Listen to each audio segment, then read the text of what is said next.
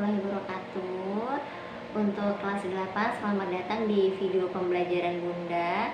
Dan semoga kalian semua diberi kesehatan dimanapun kalian berada. Dan jangan lupa tetap patuhi protokol kesehatan yang ada dimanapun dan kapanpun. Di video kali ini Bunda akan memaparkan materi yang sebelumnya sudah pernah kita bahas atau yang sebelumnya sudah pernah kita diskusikan ya di salah satu aplikasi pembelajaran yang sudah berjalan beberapa minggu terakhir ini. Di sini Bunda akan memaparkan materi mengenai teks berita. Sebelum melanjut ke pembahasan berikutnya, alangkah baiknya kita mengetahui terlebih dahulu tujuan pembelajaran kita hari ini. Jadi tujuan pembelajaran kita hari ini meliputi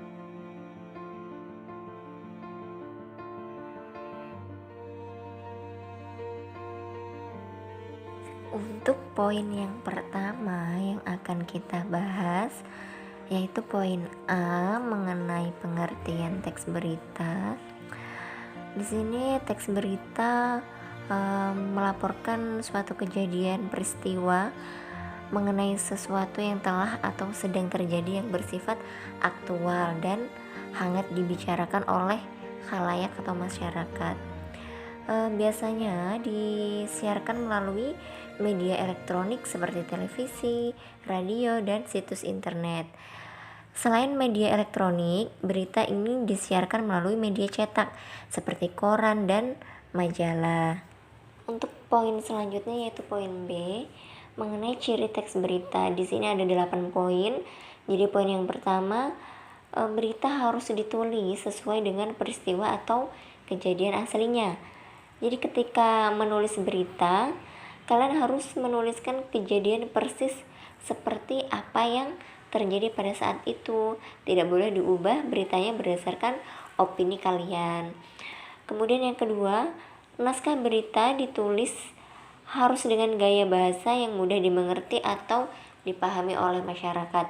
Jadi, penggunaan bahasa dalam berita biasanya menggunakan bahasa Indonesia yang baku agar masyarakat atau khalayak yang mendengarkan berita tersebut bisa memahami isi beritanya. Kemudian yang ketiga, berita harus menggunakan bahasa yang baku. Seperti yang Bunda katakan sebelumnya, untuk berita ini harus menggunakan bahasa Indonesia yang baku agar masyarakat atau khalayak itu dapat memahami apa isi berita yang ingin kalian sampaikan, seperti itu. Kemudian yang keempat, berita harus memuat unsur 5W+1H atau adik Simba. Jadi setiap berita harus memuat 5W+1H karena setiap berita pasti akan berhubungan dengan hal tersebut. Jadi 5W+1H wajib digunakan pada saat membuat berita seperti apa, di mana, kapan, siapa, mengapa, dan bagaimana. Yang keenam, gaya bahasa banyak mengandung istilah asing. Nah, dalam memuat berita biasanya ada beberapa istilah asing. Biasanya di dalam berita istilah asing ini ditandai dengan penulisan huruf tanda miring. Kemudian yang ketujuh, naskah berita berisi dari banyak peristiwa dengan data yang kurang kuat. Jadi di sini dalam teks berita terdapat beberapa peristiwa yang datanya memang kurang akurat. Maka dari itu sebelum berita tersebut dibuat, kalian harus memastikan terlebih dahulu sumber dari berita tersebut agar berita tersebut dapat ditayangkan secara terpercaya dengan adanya sumber yang kuat. Yang terakhir di sini ada berita berisi kabar angin yang dikumpulkan dari berbagai sumber yang ada. Jadi dalam berita kadang terdapat berbagai sumber yang lebih dari satu. Untuk itu, ketika kalian ingin membuat berita, kalian harus mengumpulkan sumber-sumber yang lain yang akurat sesuai dengan fakta yang terjadi. Jadi dari berbagai sumber kalian pilih satu atau dua sumber yang memang dapat memperkuat berita yang akan kalian sampaikan, seperti itu.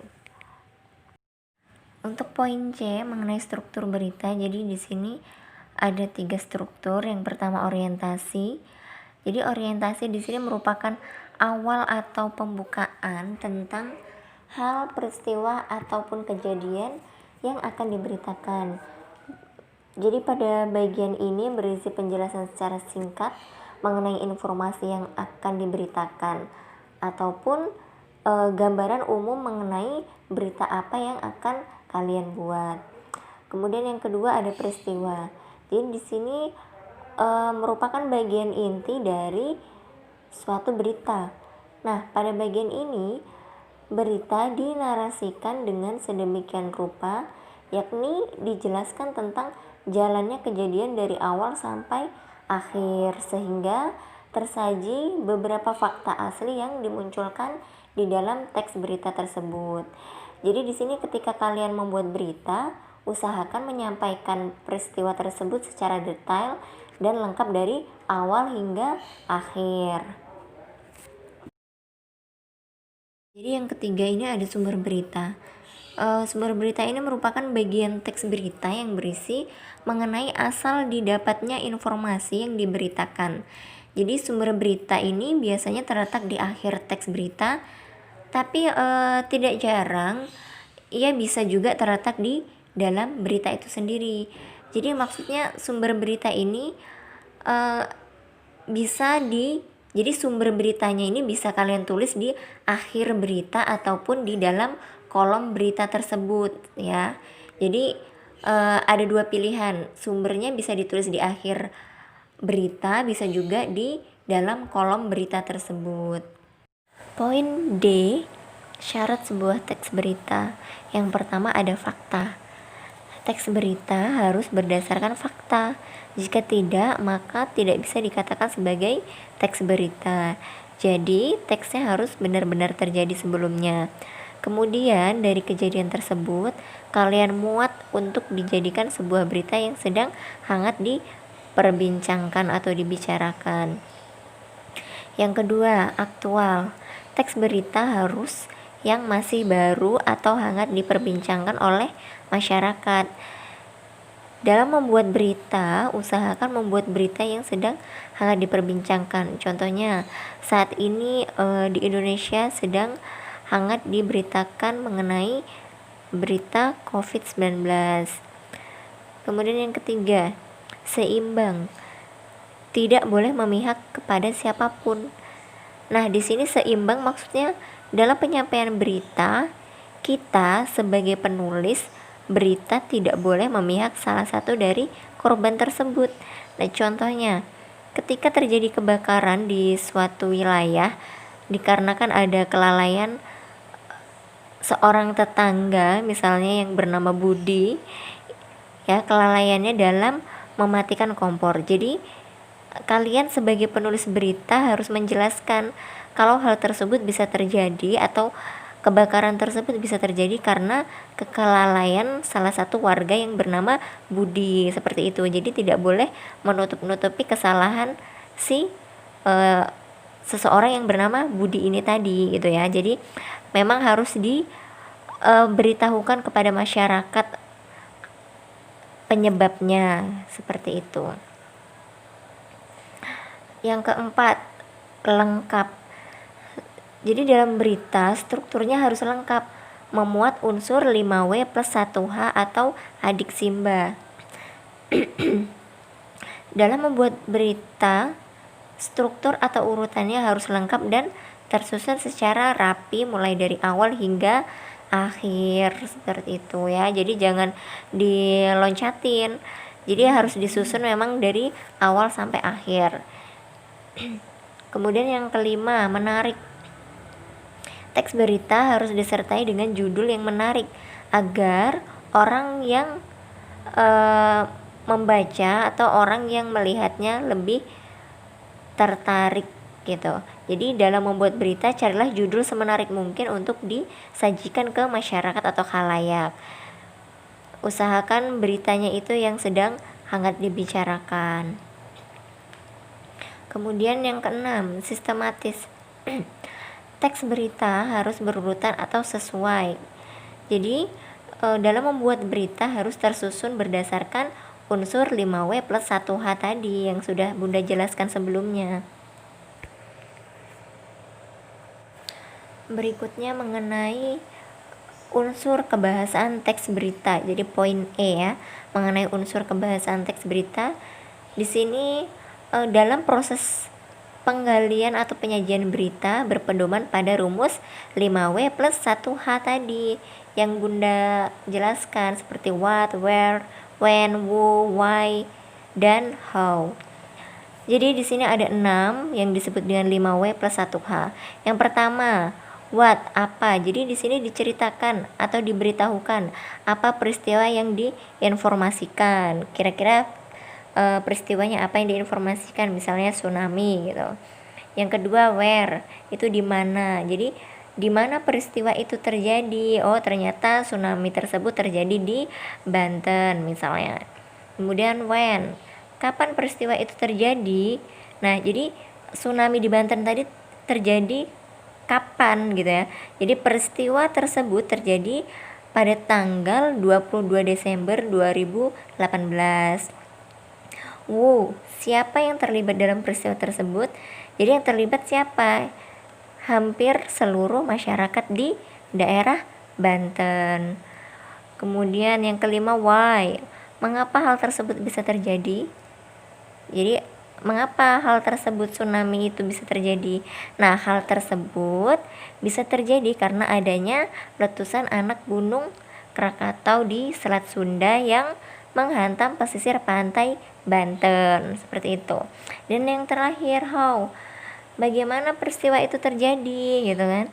Nah, peristiwa itu terjadi karena erupsi gunung anak Krakatau dan material gunung jatuh ke laut. Kemudian menyebabkan gelombang air laut atau yang disebut dengan tsunami tadi, kemudian menghantam pesisir Banten, seperti itu contohnya.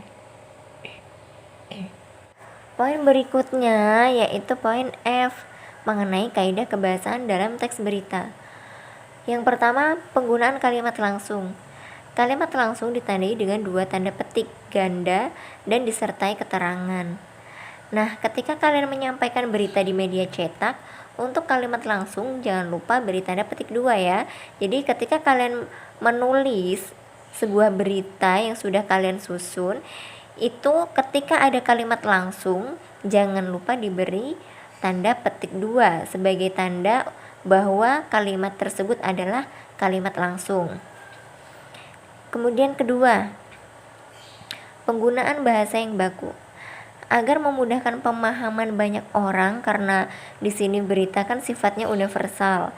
Jadi dalam membuat berita harus menggunakan bahasa Indonesia yang baku, dikarenakan berita yang akan kalian sampaikan itu akan dibaca oleh seluruh masyarakat di Indonesia atau di seluruh dunia. Kemudian yang ketiga, penggunaan kata kerja mental. Menunjukkan respon atau sikap seseorang terhadap suatu tindakan. Jadi di sini berita selain memuat informasi yang sedang hangat diperbincangkan, juga bisa menunjukkan respon dari seseorang.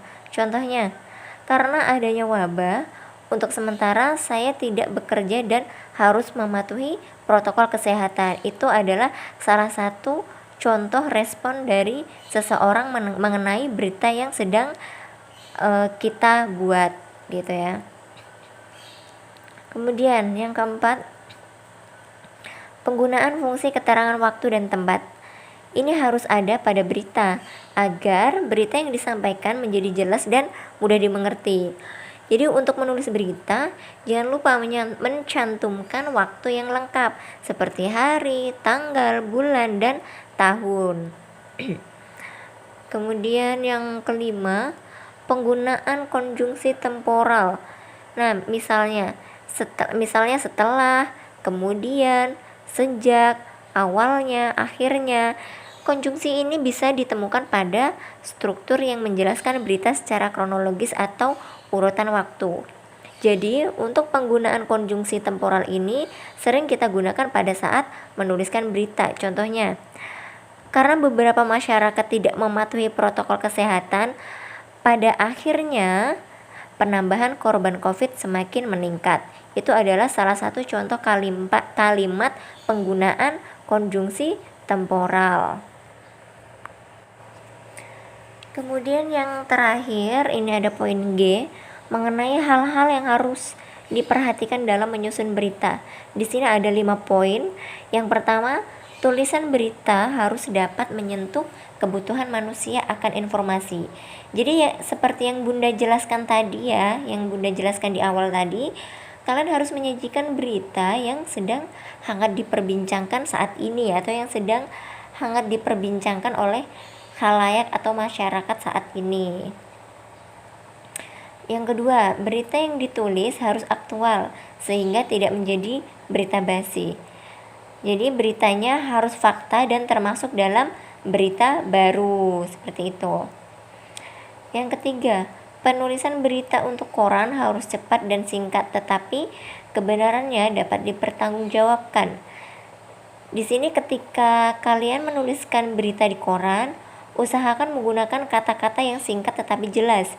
Tidak boleh menggunakan bahasa yang sifatnya pemborosan, dan fakta dari berita yang kalian sampaikan benar-benar terjadi sebelumnya, serta jangan lupa sertakan sumber dari berita tersebut supaya berita tersebut lebih akurat. Kemudian yang keempat, tulisan berita harus bisa menjawab pertanyaan adik Simba. Jadi berita harus lengkap ya dan bisa menjawab pertanyaan adik Simba atau 5W plus 1H yang sudah Bunda jelaskan di atas tadi ya. Jadi untuk berita 5W plus 1H ini wajib ada di teks berita. Jangan sampai tidak dicantumkan. Kemudian yang terakhir, tulisan berita yang berkelanjutan tentang suatu hal. Pada bagian akhir berita harus diungkapkan lagi tentang latar belakang peristiwanya. Jadi pada akhir berita kalian harus menjelaskan kembali secara singkat mengapa peristiwa tersebut bisa terjadi. Jadi setelah berita itu kalian tulis secara lengkap, jangan lupa pada akhir berita kalian harus menjelaskan kembali secara singkat mengenai peristiwa yang kalian tulis tadi atau peristiwa berita yang kalian tuliskan tadi, seperti itu. Demikian video pembelajaran hari ini. Semoga video kali ini dapat menambah pemahaman bagi siswa-siswi mengenai materi teks berita. Dan jangan lupa tetap semangat belajar dari rumah dan patuhi protokol kesehatan yang ada.